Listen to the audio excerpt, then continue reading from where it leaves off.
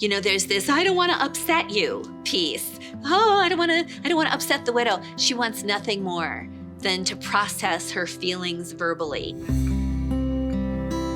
Hi, I'm Robyn Dykstra. I'm a retreat and conference speaker and the author of The Widow Wore Pink.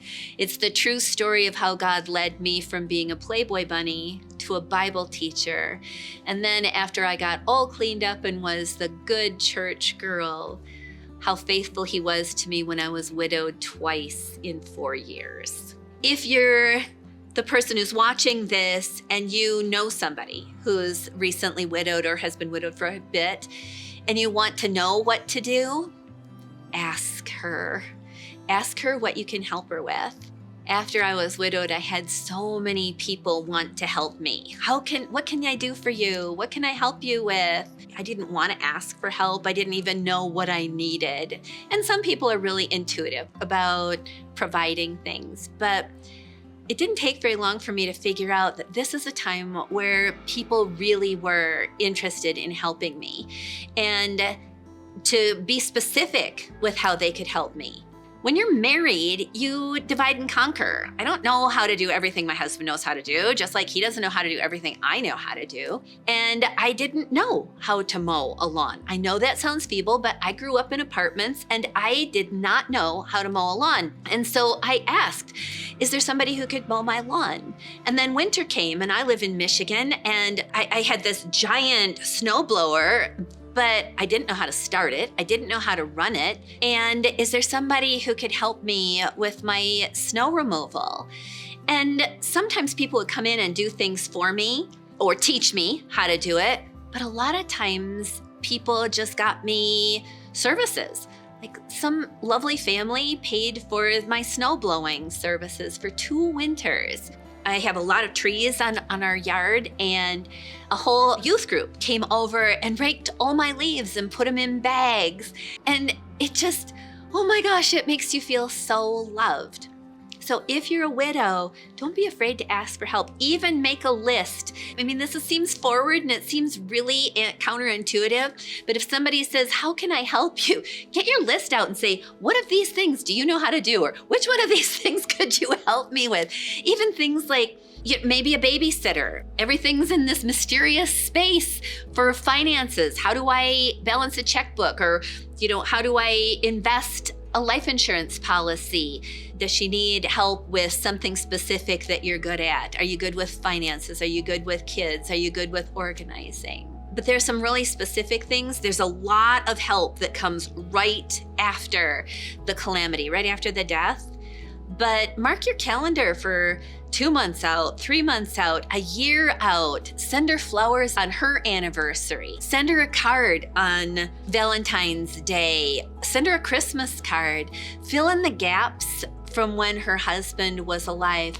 True story, my pastor organized a dinner with like 10 of Jay's friends after he died, and they surprised me. They all met me for dinner on my anniversary, and it was just mind-blowing that these fellas would come and take me out for dinner. If you want to help somebody, ask her if to talk about her husband.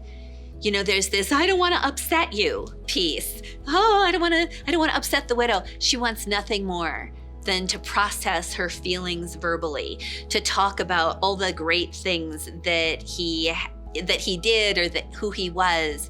So don't be afraid to go beyond how are you. Tell me something that you miss about your husband. Tell me the best thing that you remember about your husband. Just really go deep and invite them to have this sweet walk down memory lane. It's big help. One thing that was so helpful for me is if people had a relationship with my husband, I would ask them to write me a letter about their experience with him. What was it about Jay that you really appreciated? And it just made me feel closer to him again. Like I wasn't the only person who was missing him, that he left this big hole in other people's lives too. And it felt like this new connection with him and with this person who wrote me the letter. When you have experienced a death in the family, somebody in your family's spouse dies. You want them to be happy.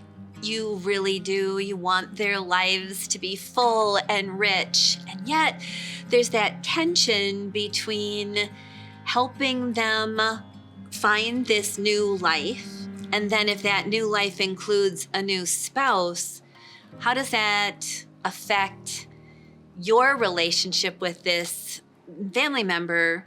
There's this angst. Will my person get forgotten? Will my person get left behind? When Dave, my current husband, and I got married, it was always our intention that Dave would adopt my children. And that would mean a name change. That would mean that the name that the boys' birth father gave them would be erased. And the family members had some anxiety about that. They so wanted a new start for us. They so wanted us to be happy, and yet they wanted to hold so tightly to what was. Give your whole family members time to adjust. Again, include them in the process so they don't feel like they're being left behind and that your spouse is just being wiped out or lost. If he was a believer, he's having a good day and he does not care. But the people who are left behind can have some trouble making that transition to your new life. So involve them and don't rush into it. Still knowing that you're going to make the best decision for you, for your new husband, and for your children. And sometimes family members need to catch up. Hey, if you liked this content or it was valuable to you in any way, like it and subscribe to Focus on the Family. There's new content coming all the time, and we love to be part of your healing.